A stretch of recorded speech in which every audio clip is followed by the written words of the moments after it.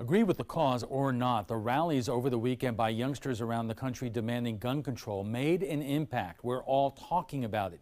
Here on the Suncoast, organizers say nearly 8,000 people came out in Sarasota on Saturday and 3,000 people in Bradenton for the March for Our Lives rallies. ABC 7's Erica Jackson was there and shows us how the area's youngest demonstrators are making a huge impact.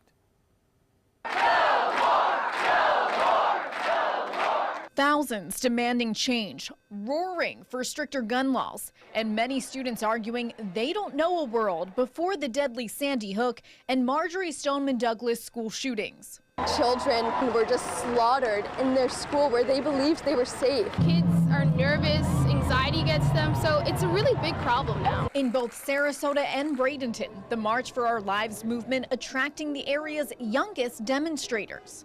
Since I'm not 18, I cannot vote, so I think this is another way for me to have a voice. Their goal, to grab the attention of lawmakers in Tallahassee and at the nation's capital. Even though some of us aren't old enough to vote or anything, it's like the expression, actions speak louder than words. Saturday's rallies come weeks after Governor Rick Scott signed the Marjory Stoneman Douglas High School Public Safety Act, which, among other things, raises the minimum age to purchase a firearm to 21 and allows local leaders to decide if and how they want to arm teachers. If their solution was looking at maybe we should allow school personnel that are vetted and trained to be able to defend school children in an active shooter situation, that might make some sense. Until we have sweeping changes in gun control and mental health care, I have very little faith that that would make a huge difference.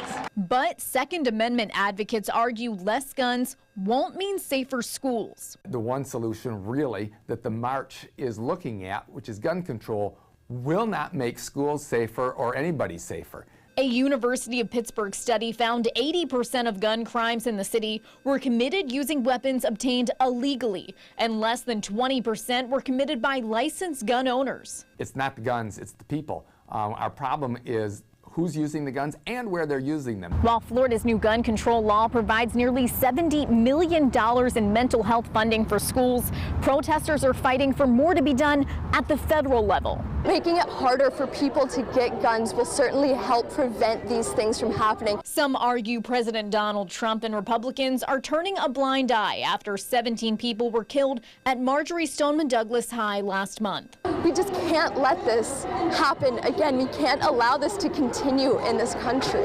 I'd say the president's already had some pretty good listening times where he listened to the parents and students at the White House there. He had that big meeting and it was all televised and people gave him a piece of their mind and he sat there and he listened to all of it. But half of today's high schoolers will be eligible to vote in the 2020 presidential election, and demonstrators believe that's when the country will see its biggest change. Show up to the polls and vote so that we don't have to deal with the consequences and repercussions of a government that does not represent us. But if it takes the youth of this country standing up to get them to listen and realize that the powerful voting bloc is coming their way, then I am all for all the change that we can run.